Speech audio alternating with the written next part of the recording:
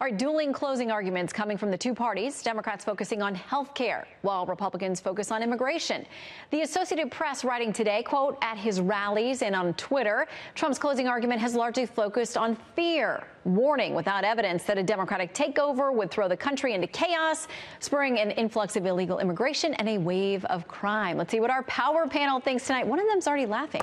New York Times bestselling author Eric Metaxas, who has a new children's book called Donald Drains the Swamp, Fox News contributor Jessica Tarlov, and Fox News contributor Katie Pavlich. Welcome to all of you. Welcome to New York. It's beautiful. And we are ready for the election tomorrow night. We're ready for all of our special coverage. Okay, so the AP, Eric says that he is fear-mongering his way into the final hours of this midterm. Okay, first important point. Who cares what the AP says, number one. Number two, I find it funny. It's like saying to your kid, don't play in traffic. And people say, that's fear-mongering. Don't you have a positive message for your child? If something is actually true, I think Americans resonate with it. I think, first of all,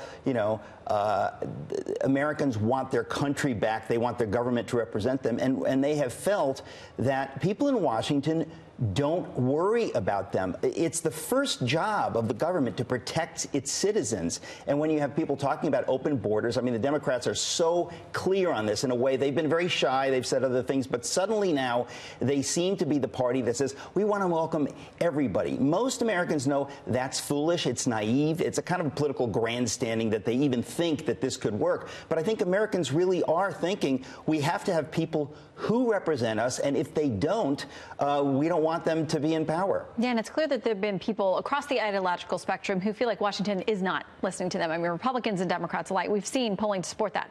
All right, Byron York in the Washington Examiner went through the president's 3 speeches on Friday because he wanted to look at, there's been this criticism, even within his own party, that he was talking too much about immigration and not the economy. So this is what he says. Trump spent about 5,320 words on the economy versus about 4,730 words on illegal immigration.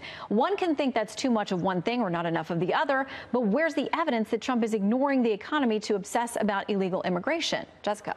I think it's all about the delivery there, and it's obviously a more effective message for the Democrats to say he's focusing on illegal immigration and the fear-mongering than to say he's talking about unemployment numbers and stock market and things like that. We know that 65% of Americans think that the economy is good or very good, excellent, but actually 60% say that they're not necessarily better off than they were when Trump came into office, and only 38% say that we're traveling in the right direction under the Trump presidency.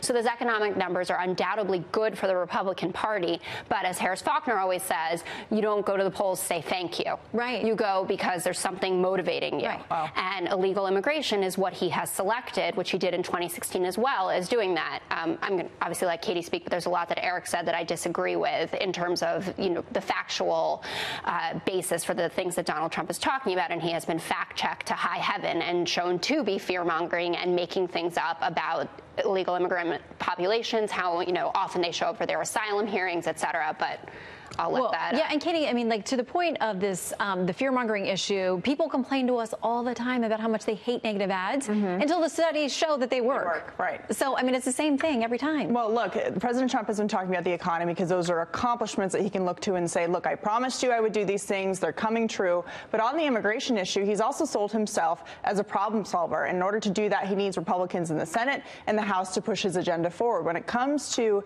this argument that he is fear-mongering about illegal immigration, he's actually pointing out a problem that we continually have at the border and saying, look, we need to change the laws. We don't know who these people are. There is an influx of thousands of people. That is a problem that we have to solve. And just because it's an election doesn't mean I'm not going to talk about it. And the truth is that Democrats would rather have the president talking about the economy, not because it's better for them, but because they don't have any solutions on illegal immigration. They don't want to be asked about abolishing ICE. They don't want to be asked about what the solutions are. You have Claire McCaskill in Missouri, who is on her last leg as a Democratic candidate there in a state that President Trump won by overwhelming numbers, saying and conceding that she actually does support President Trump's move to send troops to the border to stop this caravan, and they shouldn't just be able to come into the country. And polling backs it up as well among the American people who say we can't have influx of thousands of people coming here with zero vetting and zero, getting in line and going through the process and the truth properly. is neither Democrat nor Republican administrations have gotten this thing solved. Right. Never. I mean, no one has gotten it It's a done. complete fallacy that either party genuinely wants to fix this or at least wants to do something feasible to meet in the middle to address it.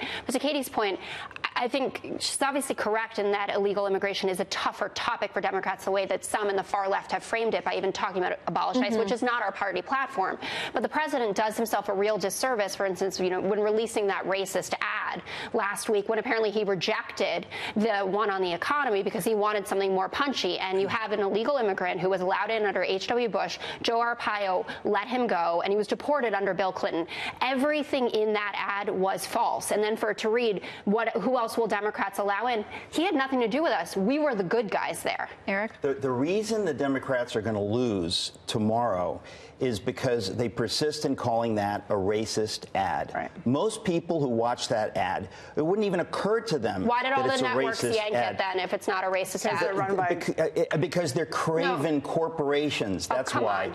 Was the Willie Horton ad racist? It was or not. That was good well, too? the only reason Willie Horton was racist was because Willie Horton was black. The ad was correct that when Dukakis and other naive Democrats make policies that don't care about the people, people notice it. They don't care about the color. When you see that monster talking about murdering cops, and by the way, he's protected as he says that. In another country, they'd hit him with a piece of wood. In this country, they let him talk, and then they carry him away and they take care of him. And Bill Clinton gets see rid that. of him, right? America and sees Joe Arpaio that. And when you call those ads racist, you put yourself over on the edge. No, if you don't call fringe. things racist that are racist, but that's not racist. But that does ultimately upset a lot of people out there who feel like, I'm not a racist, and I get what this ad is saying.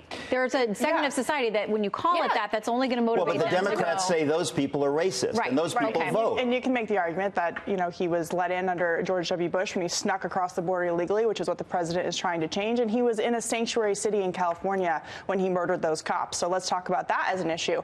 But when it comes to the issue of continually calling Americans racist, Democrats have a problem with not being able to get back those blue-collar workers in middle America. There's a reason why President Trump won. It wasn't because just Republicans are voting for him. It's because he flipped 100 counties from Barack Obama blue to Trump red. And Democrats have done nothing at this point to get those voters back. We'll see what happens tomorrow. But if you're going to continue to call people racist because they want border security, it's not going to work out. That does turn off a certain number of people. We got to go because we're out of time. But we know the enthusiasm is there on both sides, although the Democrats clearly are pulling ahead in enthusiasm. So we'll see how it translates tomorrow when people actually. But again, bad weather turnout is the name of the game. Jessica, Eric, and Katie, Thank you all very much.